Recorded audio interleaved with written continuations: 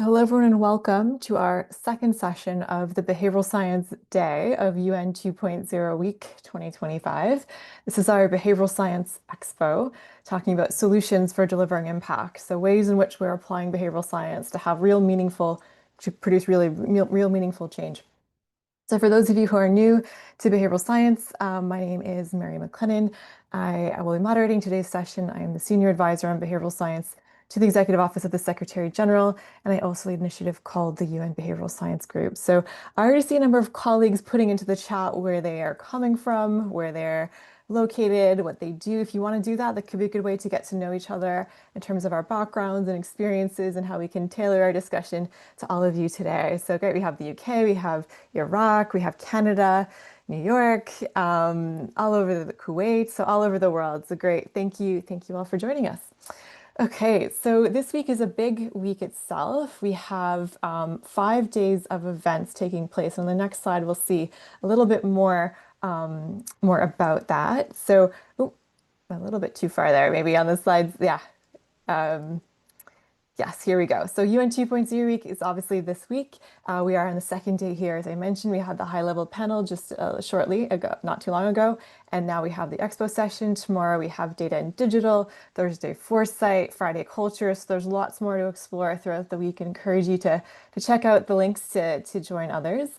Now, particularly when it comes to behavioral science, if you want to engage with us in the behavioral science group, you can read some of our publications. We have a Secretary General's guidance note on behavioral science, UN Behavioral Science Report. There's the UN Behavioral Science Review. There's also UN practitioners in the chat if you want to know more about behavioral science outside of this session. And of course, you can also join the UN Behavioral Science group. So we are over 8,000 colleagues now from more than 70 entities in 150 countries. So lots of interest, demand, and need for behavioral science from both within the UN as well as colleagues from governments, international organizations outside the UN, and academia. Great. So in the next slide, I also want to flag here the different communities of practice. So there's the behavioral science group, but we also have a data community, digital community, foresight community, the innovation network, as well as Newark cultural community. So if you go to that QR code as well as the UN 2.0 website more generally, you can sign up to all the communities, not just the behavioral science one. Okay, so with that, on to our speakers for today. So we have a packed panel of a variety of topics from peace and security through to climate, through to health. So lots here to explore. So first we'll be hearing from Mariana from UNDP, and she'll be talking about some of the ways in which she's applying behavioral science in Colombia. We'll also hear from Ketan Chitnis from UNICEF's social and behavior change work, thinking about behavioral science in the health context in Mozambique. And then we'll hear from Martha Stokes from UNEP, UN Environment Program, thinking about how we can embed behavioral science into strategies and plans and really the way organizations work. And then fourth, we'll hear from Elena from WHO, where she leads behavioral science and is the head of a unit there. And she'll speak to a really interesting example of how they've applied behavioral science in a really unique context. And then finally, we'll hear from Anna Maria from the World Bank, who will cover, again, an interesting example of how to apply behavioral science, particularly when it comes to working with decision makers and policymakers as well. So I'll turn it over to the colleagues now. I won't be paraphrasing their work and get it right over to Mariana to share her work applying behavioral science. Over to you. Thank you, Mary. I will now share my screen, and hello to everyone. It's very exciting to see people from so many different places in this phase. As Mary said, I work with UNDP Colombia for the Peace, Justice, and Crisis Response programmatic area, where for the past 3 years we have been intensively fostering the behavioral science and behavioral insights approach. Today, I'm going to talk about one of our more recent experience, which is this initiative that we have called Humanizing Justice from a Behavioral Insights Approach. UNDP Colombia has been working for years to improve local justice systems in the nation. And right now we have the situation where we have a rising number of cases of domestic violence, gender-based violence, and femicide. So we continue to wonder how we can help improve the institutional services to address domestic violence, to increase reports, decrease the withdrawal of reports, and generally provide a more efficient institutional follow-up for this So we had teamed up back in 2022 with the Behavioral Insights team to understand this very complex phenomenon and understand the actors and behaviors involved in it. And one of these key actors is the family justice offices, which are also known as family commissioners' offices or comisarías de familia in Spanish. These are the primary access point for family justice, and they're the sole national authority that can impose protective measures when these reports come forward. And so from last year, we have partnered with Bogota Secretariat of Social Integration to develop a very in-depth understanding of what we call the humanized justice service and what are the barriers and enablers for the provision of this. Humanized justice service is what we understand as an effective service, which is also trustworthy and takes into account the different characteristics of the people that come forward with these kinds of reports, to be very mindful of their specific situations. And for this, we also started from two models that I'm sure many of you are very familiar with, which is the Combi model and the ISM model that is also closely related to the installations theory. As we all know, we need to understand the behaviors from different contexts, and we have a material context, a social context, and also an individual context, where in each of these we can find both enablers or barriers for capabilities, opportunities, or motivations for the behaviors that lead to this humanized provision of justice. From these models, we built our own framework that helps us understand what are the key aspects of the humanized provision of justice. And you can see that in each of these contexts, we included some elements and aspects of analysis that provide us with the information necessary to understand what is going on. We also included some key behavioral models like mental models, social norms, things like emotional health as well, that are sometimes left behind in other types of analysis when we don't have this behaviorally informed lens. We then also designed a mixed method social research methodology grounded on behavioral science principles, where we had these three tools. One is a survey that was destined for the commissioners that allowed us to collect both quantitative and qualitative data. We had focus groups as well with different interdisciplinary team members from the family justice offices, and an observational tool that allowed us to visit the different offices and have direct observations of service provision, infrastructure, adaptations as well for people with disabilities. And from these first experience with Bogota, we got some results that are very interesting for our partners as well. We classified these results in barriers, enablers, and tipping points, which are these types of both barriers that are quite close to being enablers if we just give them a push. But it was very interesting to find, for example, that among the barriers, we have most of them in the material context and have to do with workload and infrastructure. So these are areas where the central level of decision of the family justice offices can make a real change in many offices at once. We also found some barriers related to individual contexts, like some mental models, but also mental and emotional health, which is a key issue because it is also made worse in part with a negative social norm associated to mental health among these teams. But we also found some great enablers that help us tackle some of these issues, and that tell us about really positive mental models that show commitment of these teams, great knowledge of the law and technical aspects, and also teamwork, which is vital in this type of work that the family justice offices perform daily. So these results not only gave us key insights that help us move forward, but it also enhances our capabilities to make a greater impact in our partnerships for local justice systems. It increases our evidence-based and decision-making for both our partners and us with this behavioral and data-driven approach. Now, the next steps is to co-design these interventions based on the evidence that we have now and the behavioral insights. And the framework is also great to measure the impact afterwards with the interventions that we can build. This is also a model that we can scale, and this is our plan as well, to replicate this in different justice offices, both in cities and rural locations, because but taking into account that most of these barriers are also able to be tackled from a national level, and some of them more focused at a local level. This will be the end of the presentation, just to let you know, thank you for the space, and are the teams that are involved in this. Thank you.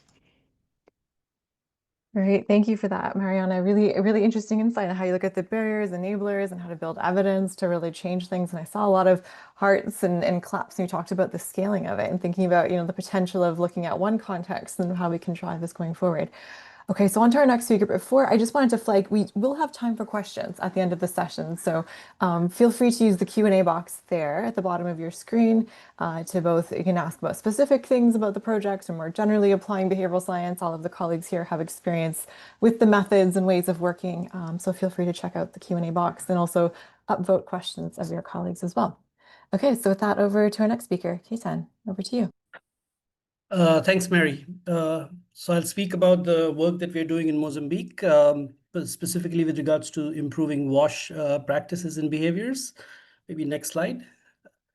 So we are supporting the Ministry of Health's National Model Family Program, which has multiple domains, which look at maternal child health, overall general health and social protection, as well as WASH behaviors.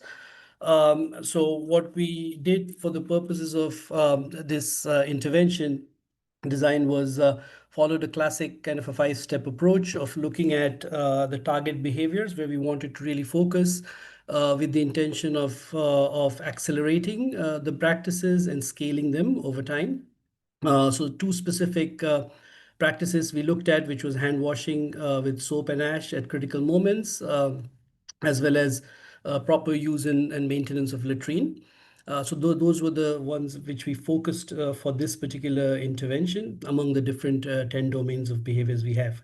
And we followed by partnering with Nudge Lebanon, our partner through this exercise together with the ministry, looking at the behavioral challenges which were associated with it based on secondary data as well as some formative research that we did within the communities.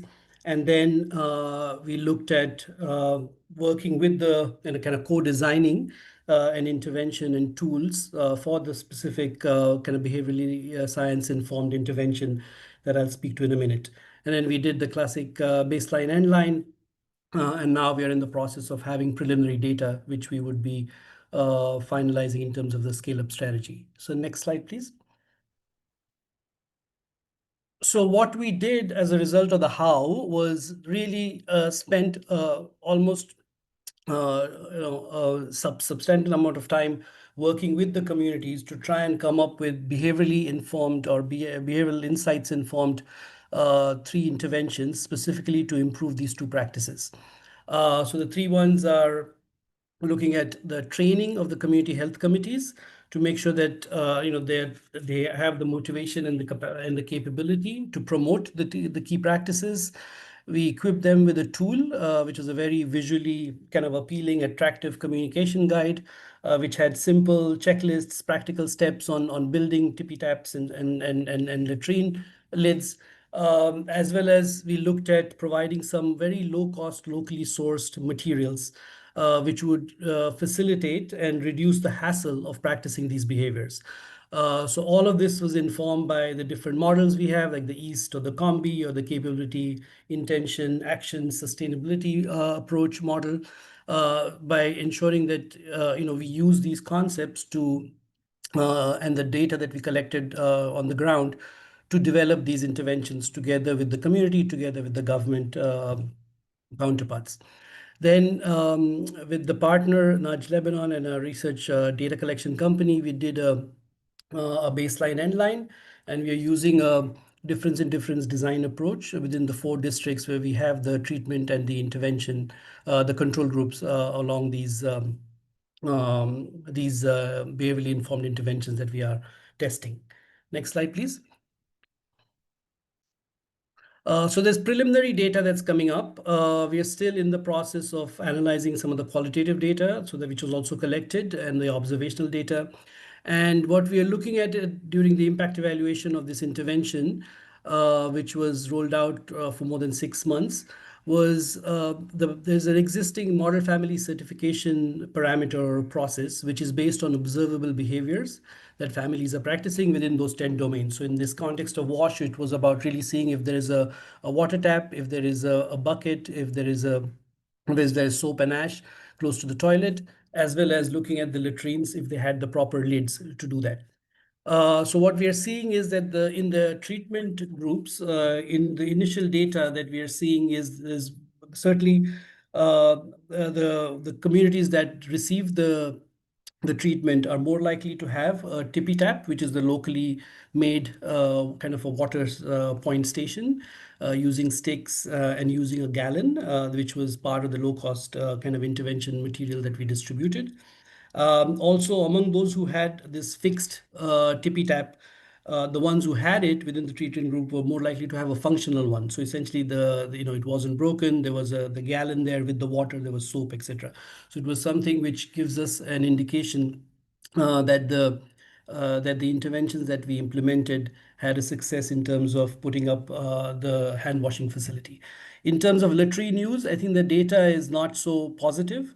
So essentially, we found that the treatment groups, it was less likely to have a lid to cover the latrine, though it was statistically insignificant. However, what we did find was that that they were more likely to use the lid correctly in the treatment interventions as opposed to the control ones. So I think that's something which we'll need to explore further with the qualitative analysis that we are doing, as well as the ongoing data analysis of the surveys. Finally, in terms of the key takeaways, what we are seeing is that integrating these behaviorally science-informed tools into existing community platforms, like the community health committees that promote the behaviors, I think was a good entry point to provide with new tools, which would allow the health committee members to promote the behaviors in addition to what they were doing previously. Also, we identified that there could be other touch points to promote these behaviors. So outside of the community meetings, trying to promote these through health centers or any other touch points that the families have, with the different service providers or the trusted, let's say, community members. And then lastly, providing the low cost, let's say, materials and small material support certainly seems to have helped in terms of reducing some of the friction to practice these behaviors. So as I said, the next step is to finalize the qualitative and the quantitative analysis, and then we will come up with a scale-up strategy to support the model family program in Mozambique. Back to you, Mary. Thank you. Great. Thank you so much for that example. It really outlines the steps involved in behavioral science application from the beginning, how you find a partner, how you co-design, what kind of frameworks to use, what kind of methods do you use. And I think we might come back to some of that in the Q&A, given some of the questions. So thank you for that, Ketan. All right, so moving right along on to our next speaker for today, Martha from UNEP. Over to you. Thank you very much, Mary, and hi, everybody. My name is Martha Stokes. I'm a behavioural change practitioner, so I work at the interface between research and practice, and specifically at the moment, I'm working at the interface between research and policy. So I work for the UN Environment Programme, and I'm working at the moment on our flagship report, the Global Environment Outlook. So I'll tell you a little bit about the report, and then I'll tell you a little bit about how we're thinking about bringing behavioural science into the report, and a little bit about UN 2.0 more generally. So the Global Environment Outlook, sometimes known as the GEO, is our flagship report at the UN Environment Programme. It comes out every 4 years or so and has done since 1997, as mandated by member states. So we're now working on our 7th edition, which is why it's sometimes called the GEO 7, and this is due for release in this coming December. So in the GEO 7, we're looking at several different things. So in the first part of the report, we're looking at the states and trends across several different ecosystems, which you can see the ones that they are there on the screen. And in the next part, we are looking at what we would need to transform if we are going to reach internationally agreed environment goals. And one thing to note is we're not just looking at which systems that we might need to change, but also looking at how they would change. So the way that we're doing this with the GEO is that we've brought together about 400 different experts. So most of these experts come together as authors for the report across our 21 chapters. We have some that work in the advisory bodies. But quite importantly, what we don't do, which is a little bit differently to the other examples that you've heard, we don't do the experiments ourselves. What we do is we look across different literature, across different disciplines, different types of knowledge, and we bring that all together into one place in the GEO. So there's many elements involved in the GEO, and I've put some of them just there on the right, so we're looking at drivers and pressures of behaviour, we're looking at regional trends, we're looking at Indigenous knowledge and local knowledge, behaviour and modelling, adaptation science. But what I want to specifically tell you a little bit more about is the behavioural science. So the Global Environment Outlook is not a behavioural science report, just to make that very clear. But I think as we've been seeing, not just in the GEO, but across other projects as well, and more people are recognising that behavioural science is really relevant to a lot of our work. This is particularly true of the GEO 7 because we are talking about transformations of systems. And so this GEO involves a lot more behavioural science than previous ones. So I can't tell you too much, unfortunately, about the content of the report yet because it's not released until December, but I do want to share just a few high-level things that we have learned over the last couple of years about building in behavioural science into such a report. So my first lesson that I want to share is to start early if you want to build behavioural science into something that you're working on. So having behavioural science experts, whether that's you or colleagues or external experts involved from the start of a project or programme really helps shape the conversation properly. So for us in GEO, what we did is we built a task group of experts in behavioural science, also in social science and cultural sciences. And we did this relatively early on. One thing I'd say, and it's a recommendation we will take forward, is I would have done it even earlier. I would have now done it from before we'd actually started, before we'd started writing. What this task group did is it helped us ask really key strategic questions early on in the process.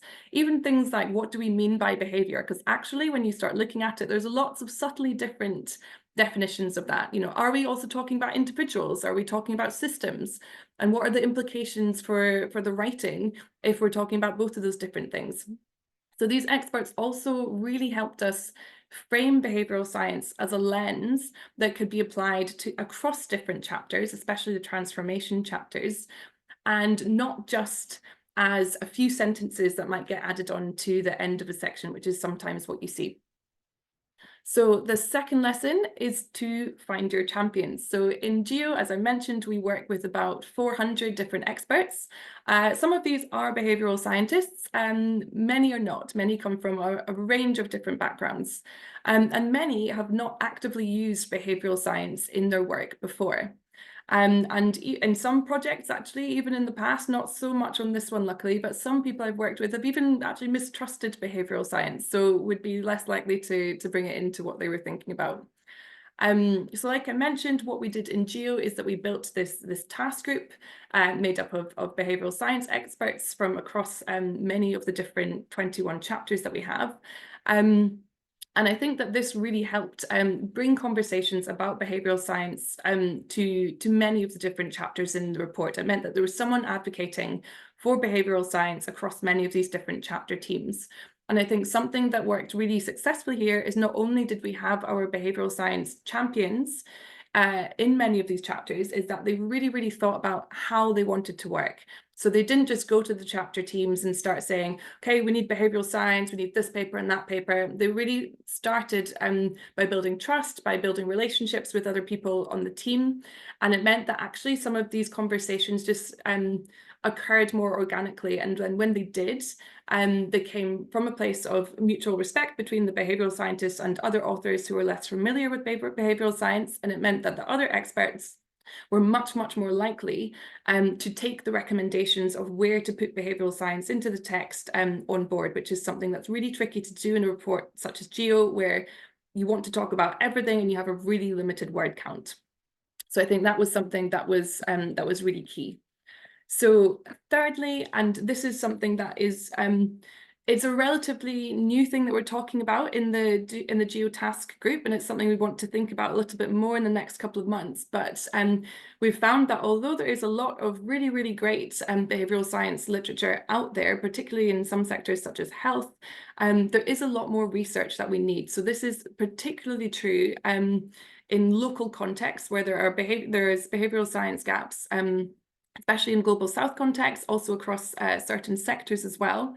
And if we're needing more programs across the UN and beyond to be building behavioural science findings into our work, we really want to have a strong evidence base to help us do that. So one recommendation I would have to anyone here is when you are building behavioural science into your projects, think about, okay, well, what evidence are we trying to find? Are we measuring it? Are there lessons from this that we can be sharing to really sort of strengthen this evidence base? And one thing that we're going to be doing with the Behavioural Science Task Group is putting together some lessons learned and some recommendations for anyone working on some sort of similar project in the future. I think also just building that evidence, one thing that can help do, especially across sectors where it's currently underrepresented, is it will help people who are not traditionally behavioural scientists just improve their behavioural science literacy. I think that's going to be something that's really important as we're having more and more conversations about behavioural science, about transformation. We really want people to get to a point where quickly they know the language that we're all talking about. We know which questions to ask. We know how to be a bit critical about the information that we're receiving back. So I think this is something that is already important now. We're not just talking about transformation in GEO, we're talking about it in the UN, we're talking about it in many, many different projects and programs. But as well as now, it's going to become increasingly important over the next couple of years.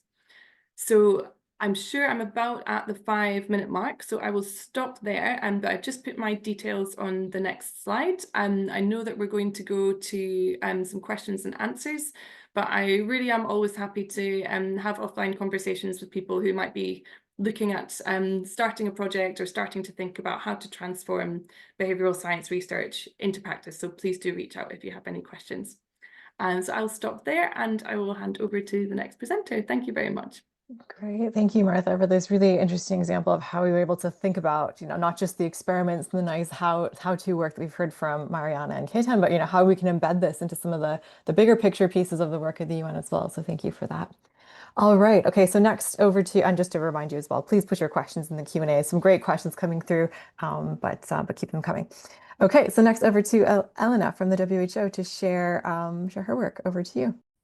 Thanks so much, Mary, and good afternoon, everyone. Can you see my slides? Share full screen, though, if that's possible. How about now? We see your presenter mode. Yeah, we see the next slide. What about now? Perfect. Yes, that's fantastic. Perfect. Okay, well, good afternoon, good morning, good evening, all of you, no matter where you are connecting from. Very much welcome to this session. Thanks so much for having us. So in the next 5 minutes, we're going to be talking about food choice architecture interventions at a very unique setting, the 2022 FIFA World Cup in Qatar. And I'm going to be telling you about a large behaviorally informed public health intervention that we have led at the WHO in collaboration with the partners that are actually mentioned here on the screen. So sports and health, they go hand in hand. A healthy diet plays a vital part in sports and healthy lives. There are incredible opportunities to promote key important public health messages and also to start changing some behaviors. Of course, in terms of visibility and possibility of testing approaches and intervention in a mega setting, they are pretty unique. In 2022, we had the opportunity of collaborating with the Ministry of Health in Qatar, FIFA, and a few other partners to try to do an experiment and a study to change eating behaviors towards healthy eating behaviors in real setting during the World Cup. The public health problem that we're trying to tackle is, of course, obesity and overweight. You probably know that today, 1 in 8 people in the world are living with obesity. 43% of adults above 18 are already overweight, and 16% are actually living with obesity. And the problem is getting worse and worse with children. In the specific setting within which we've done this study, and in public health, when we talk about setting, we really talk about setting-based approaches. We really focus, we zoom on a specific environment within which certain decisions are made. The problem with this specific setting in which we were testing our approaches was that food offered as sport events is very high in fats, is very high in sugars or salt, in one word, is very unhealthy. And it's hardly possible to find healthy choices that can be promoted. So it's very hard for people to eat healthy at mega sport events.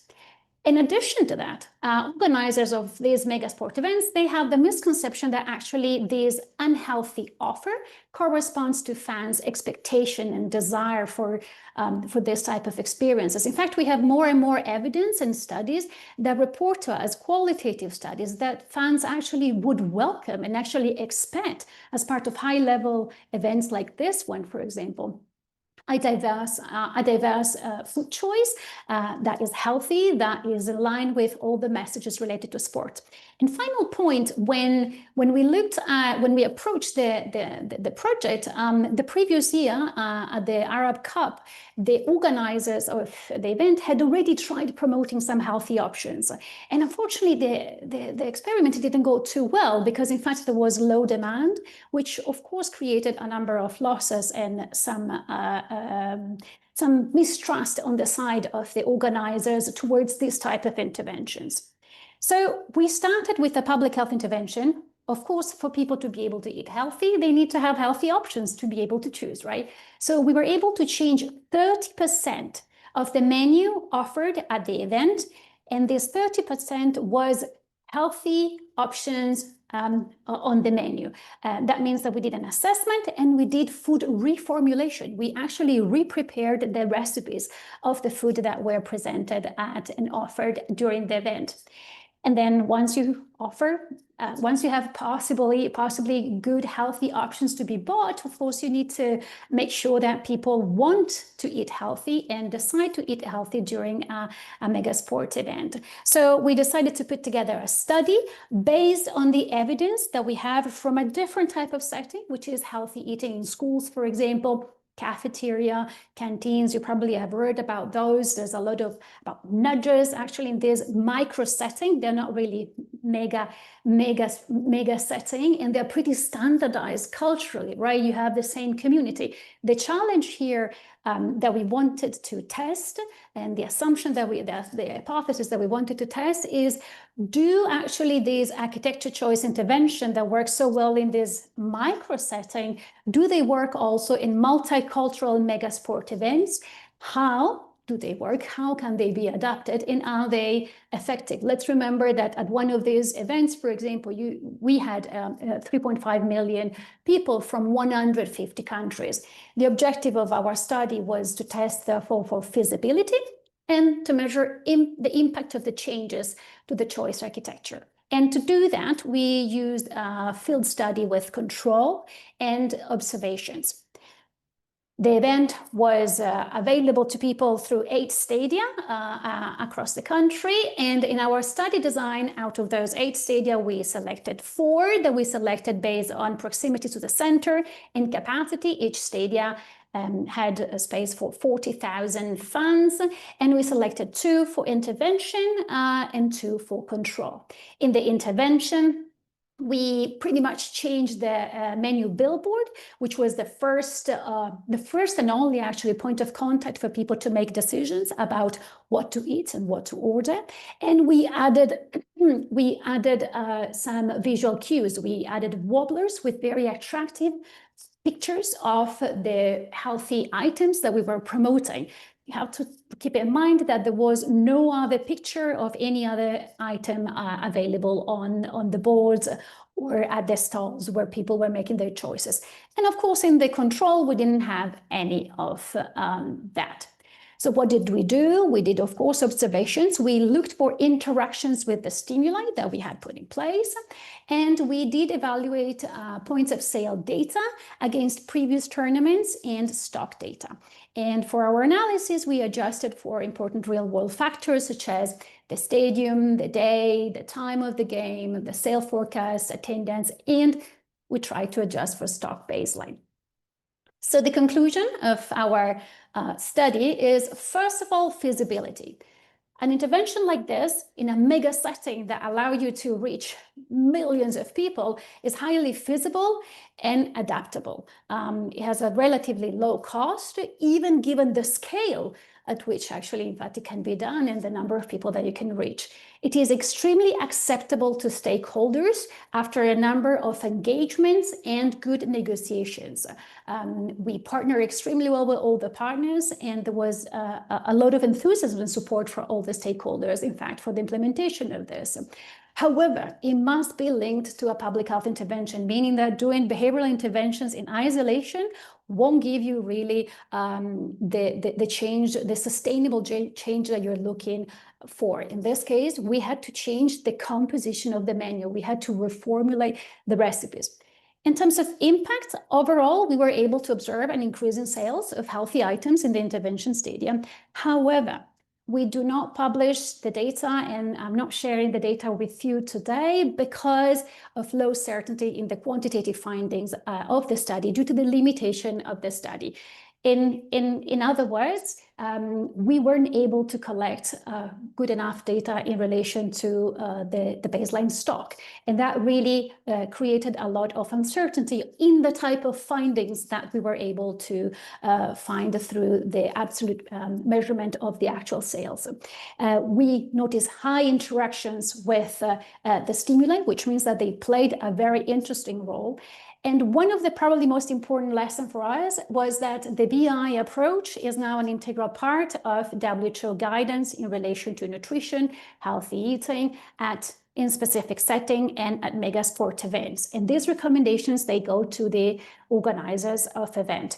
Why is this important? Is because at WHO, in the Behavioral Insight Unit, what we try to do is we try to embed behavioral science approaches, theories, methods, techniques into technical work. We try to meet our technical colleagues, those responsible for nutrition, obesity, where they are, and we help them deliver what they need to deliver. And this was a very nice example of collaboration where we had a team that was actually trying to make impact in a very unusual setting, and we became a supporter, an enabler of that type of project and intervention that otherwise would have just consisted of changing the recipes. Of course, it gave us, as any field study, a lot of details about how to implement these changes and some concrete checklists of what needs to be done. And of course, we did this in a mega sports event, but this can be done in a number of other similar settings. It did actually tell us about the adaptability of these architecture choice interventions that can be adapted to different settings. And you can actually read all of this in the guidance that WHO has published and related documents that are on the same webpage. So thanks so much for the attention, and back to you, Mary.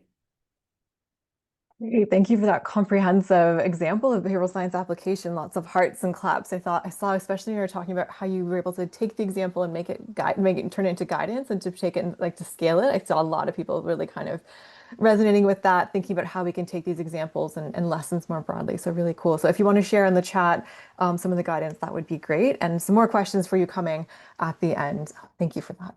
Okay, so on to our last speaker for today, and then over to some questions. I see some of the panelists are already answering them directly. So if you want to check it out, that'd be great. So over to Anna Maria from the World Bank for your presentation.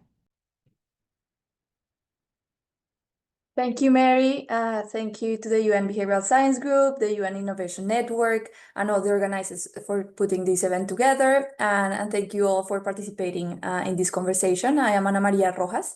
I'm an economist with the World Bank's Mind, Behavior, and Development team. You may know it as EMBED, working at the intersection of public policy, prosperity, and innovation. I lead initiatives that apply behavioral science, data, and digital tools. And today I'm excited to share our experience from Ecuador, where we've helped integrate anti-discrimination training into civil service to shift attitudes and improve service delivery for migrants. Next. So public officials, like all individuals, are susceptible to framing effects, stereotyping, confirmation bias, and so on. And most of our interventions, or many of our interventions, target beneficiaries, but sometimes we forget about public officials. The psychological shortcuts that can lead to unequal treatment of citizens, particularly in the context of involving marginalized groups. The literature has shown that in sectors such as healthcare, judicial systems, education, these biases will result in significant disparities in service quality and access. So this challenge becomes even more pronounced when users of public services are migrants, who are often perceived through the lens of stereotypes, legitimacy, criminal propensities, or their social and economic contributions are put in doubt. So we collaborated with the government of Ecuador to assess if public servants in the country, who are the primary agents of migration integration, were prone to biases, to some of these biases, and if so, how could we correct them? So the first thing that we did was through a quantitative diagnostic with public servants from 4 key migrant-facing ministries. We ran this diagnostic and we found discriminatory beliefs and attitudes towards migrants, low trust, poor public service delivery. And I'm just showing you one of the results from this quantitative exercise on the graph on the right, that basically shows that Ecuador, like public servants, trust the least among different groups that we asked, from family members to the average Ecuadorian citizen to a Venezuelan migrant. Public servants trust the least Venezuelan migrants. This result basically confirmed that public servants have certain biases towards the migrant population, and what we did next was to try to solve some of these biases. Next.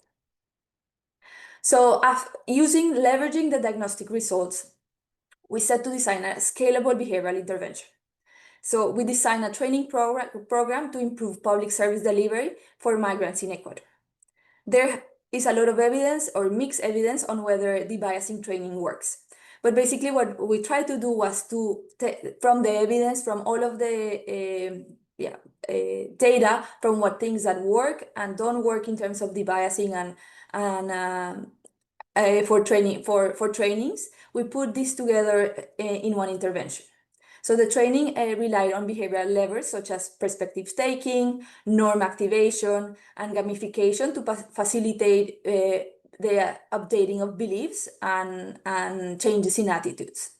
Basically, we included integrated scenario-based simulation, self-assessment, encouraging participants to reflect on their biases and institutional norms to change beliefs, attitudes, and hopefully behaviors. That was the main outcome.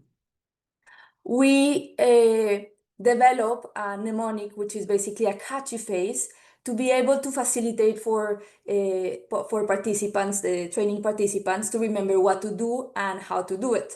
So we developed this mnemonic called RAP, which is recognize that there is a discriminatory situation, analyze what's happening, and then participate in how to participate. And each of the structure of the course is designed around this mnemonic. And in each of the sections of the modules of the training, we provide the different tools that participants could use in the different moments of the decision making. Next. We piloted this training course with around 3,000 civil servants across 5 key ministries, key migrant-facing ministries. We used a randomized assignment and a difference design to measure if the training program had any impact, and in 3 main outcomes: knowledge, attitudes, empathy, trust, and intentions to act. Sorry, it's five outcomes. And what we found, this was a short-term evaluation. Basically, the participants took the course, and a month later, this was implemented last year. So September last year, we ran the end-line survey, and we found that significant improvements in trust. That was one of the main things that we were targeting. There was very high mistrust on migrants, so we decided to. So we were very pleased to see the increase in trust. we reduce discriminatory beliefs and increase willingness to help migrants. I included here just one of the results that we found that basically shows that participants, public servants think less, that public servants are less likely to think that migrants are less educated, they are more likely to think that Venezuelan migrants are compliant with work, and something very important was around crime. We reduced the belief that migrants are more prone to being criminals. So by embedding evidence-based learning into government systems, we ensure a scalable and sustainable impact. And basically, just to wrap up, the resulting program has become a model for behavioral public sector reform, and its implementation showcases the potential of interdisciplinary collaboration to address policy delivery gaps, not through regulatory overhaul, but through low-cost, high-impact changes in public servants' understanding, perceptions, and interactions with vulnerable populations. And yeah, to wrap up, at the World Bank, we're very happy to embed behavioral insights into government systems, and we are not just changing mindsets, but we're also strengthening institutions for the long-term impact. Over. Great, thank you so much for that, Ana Maria. A really nice example of how we can think about this in another really unique context. Okay, so only have a few minutes left for questions here. So I'd like to ask all speakers to turn on their cameras. And unfortunately, Ana Maria, we couldn't see you, so I think you might need to, I think we've requested to turn your camera on, so maybe colleagues can help with that. Maybe if we can stop sharing, I don't know if the slide, we can keep it or not. So I just have a quick few rapid questions for all of you, for more specifics. Here. So you mentioned one of them, Mariana, for you, it was around some of the gender disaggregated data and results, and kind of thinking more nuanced ways about what you're doing. Any kind of thoughts on that, more nuanced results as colleagues are interested to hear more about? Thanks. Thank you, Mary. Yes, we did. As you know, this was a framework that was designed to collect results on the teams that received the reports. So we do have information regarding different mental models that are associated with gender within these teams. We don't have like the other side of the users in this initiative in particular. We do have some information from other experiences. But basically, we did find some barriers regarding gender, and very, like in Bogota, there is also a barrier regarding male users, which are seen in a different way from female users they are more used to receiving reports from them. So this is one of the key findings that we transmitted to our partner, and that we need to continue working on. And it's really key. I also answered like in the chat that it's really key to also work on this perspective from the users. But for now, this was like our focus on this initiative. Thanks. Thanks for that, Mariana. Okay, so a question for Keita, and I think you've already answered it, but this is interesting, this company in different spaces.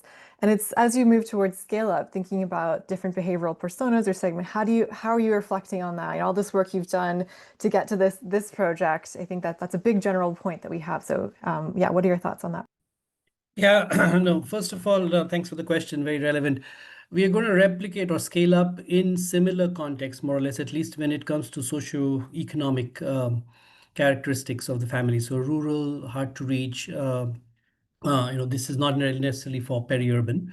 So it'll be a similar, let's say, socio-economic context of families, though culture, language, of course, will change. So of these three interventions that we have tested, we will further do a little bit of contextualization of those. So for instance, if the communication guide, for instance, if that needs to be tweaked a little bit to a specific context, if there are communities that are based on their religion or culture that they want to be seen in those guides, maybe we could do that, though it's quite generic, just as an example. Similarly, I think in terms of the available low cost, low resource or low cost materials that can be procured locally to help with the to store the water, and then to close the latrine lid, for instance. So try and find some other local solutions if they're needed as part of the toolkit. So I think that is going to be key. Broadly, the personas will remain the same: caregivers of children under 5, and including both mothers and fathers. But yeah, I'll pause there. Okay, thank you for that. Lots more there to unpack. Maybe we can have another general question on that with the rest of the panelists. Okay, and Martha, there were some questions for you about UNEP overall and the GEO and how, how to get engaged with it, like how you maybe selected these people who work with you on the GEO report, all the experts that you have, and then also maybe a little bit more about the report itself. Some colleagues were curious to hear, about it and when it will come out, maybe, and all of that. Yep, thanks, Mary, and thanks for the question. So just on who's involved and how, I posted a link to someone who was asking that just to our website, and at the bottom of the website you can sign up to the GEO newsletter. That's where we put out calls for authors or for fellows who are early career professionals or reviewers or review editors. There's lots of different ways to get involved. I think there's probably limited ways to get involved in this GEO, just because we are coming up to the end of the cycle. It's going to be released in December. But for any similar work in the future, yeah, you can sign up to the newsletter and see there. Generally, who is selected depends on what the content of the GEO is. So one of the early things that happen is that we have a scoping meeting, which is where member states are involved, and that's where the member states can say, we would like to see this topic, this topic, this topic in the report. There's usually a few experts who are already involved in that point to help shape the conversation. So that's one of the points that actually I think it would be great to have more behavioural scientists involved in the future. And then from the outcome of that conversation, then we will do a recruitment process and bring more people on depending on the skill set that is needed for that particular GEO. So in the past, there's also been specific sort of topics that GEO has done. So if it's not the global one that we do every 4 or so years, there's also been GEO for cities, GEO for business, and you can start to see that experts that we bring on might have expertise in those particular topics there. And then in terms of the content itself, there's a lot. We always say that GEO is a mile wide and an inch deep. There's a lot of content that goes into it. The whole report will be very, very long. It's a major global assessment in the same way that the IPCC reports are, also BESC reports as well. They're not really designed to be read from start to finish, although I know some people do. But they're designed so that you can dip into the chapters that are relevant to you as a researcher or as a policymaker. Or you can read the executive summaries of a few different topics. So yeah, just to reiterate what I said. So the first part of the report is really looking at the state and trends of the different ecosystems. So it's trying to really define the state that we're in now. What's happening, or with deforestation, for example, is it going up? Is it going down? Is the rate increasing? Those kind of questions are what we're asking in that early part of the report.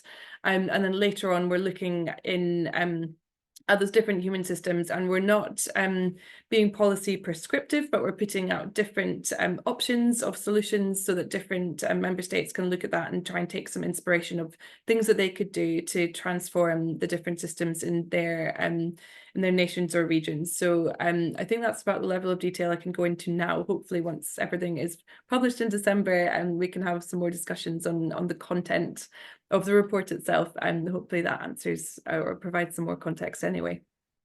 All right, thanks for that, Martha.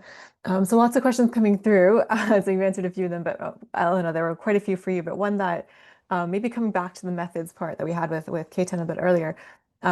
You mentioned that it was hard to get statistical significance in terms of your findings, but did you do any qualitative, did you do any other bits around it to kind of understand maybe a bit more of what worked? What kind of methods did you use to understand, even if maybe for just more generally for behavioral science, if we do this work on experiments and we don't get the results we expect, what can we do at that point? I think that we did got some results, but it's the level of confidence that we're very rigorous in this thing. And before we launch ourselves in writing an article or just publishing the results, we just want to be 200% sure. So that was a little bit, but overall it's been an extremely informative and helpful experience. Of course, as a field study, the qualitative value actually of the learning, the process, the feasibility, what negotiations needs to happen, what are the key sticky points that actually an implementer needs to keep in mind. I think that's probably the real value of this incredible experience in a real world setting. In terms of qualitative data, we were able to collect the data from the observations that, of course, gave us a lot of insights about some of the things that were included there. And to be honest, the reason why we didn't do any in-depth interviews or focus group discussion is because of the ethics approval. It would have required, we were able to get ethics approval only for collection of qualitative data that did not include interaction with fans and participants to the CUP. So that's why the observation had to be done from the behind of the line in a very discreet way, but we didn't get the ethics approval from the WHO ethics board to actually interact with the fan.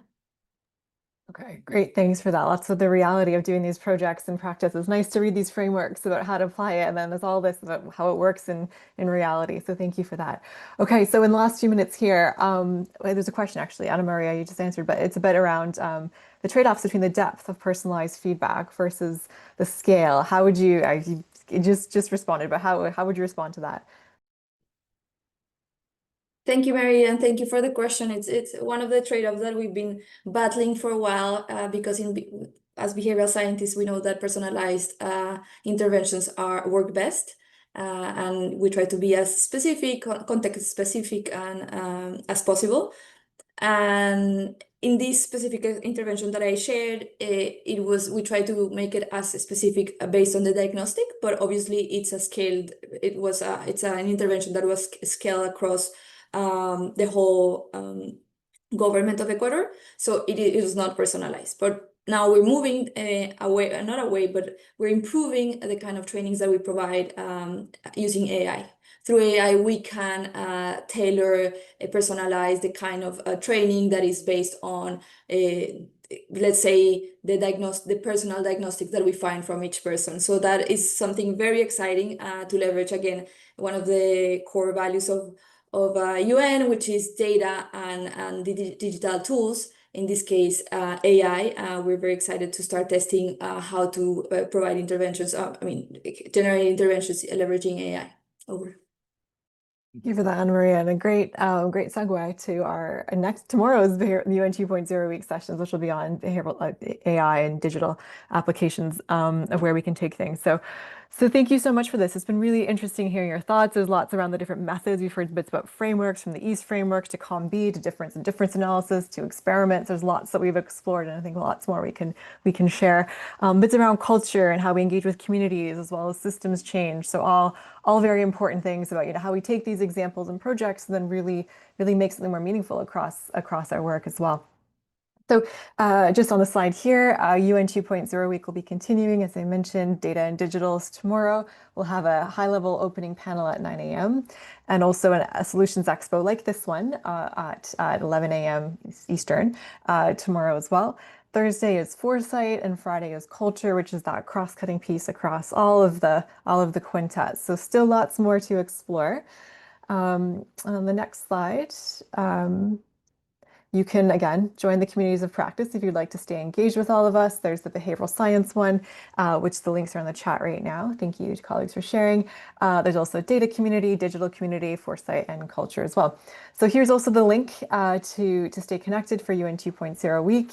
And we look forward to seeing you there. Thank you so much to all our panelists, and hope to continue discussion with all of you throughout the week and beyond. Okay. Thanks, Bye for now. Mary. Thanks for the moderation. Thank you. Thank you.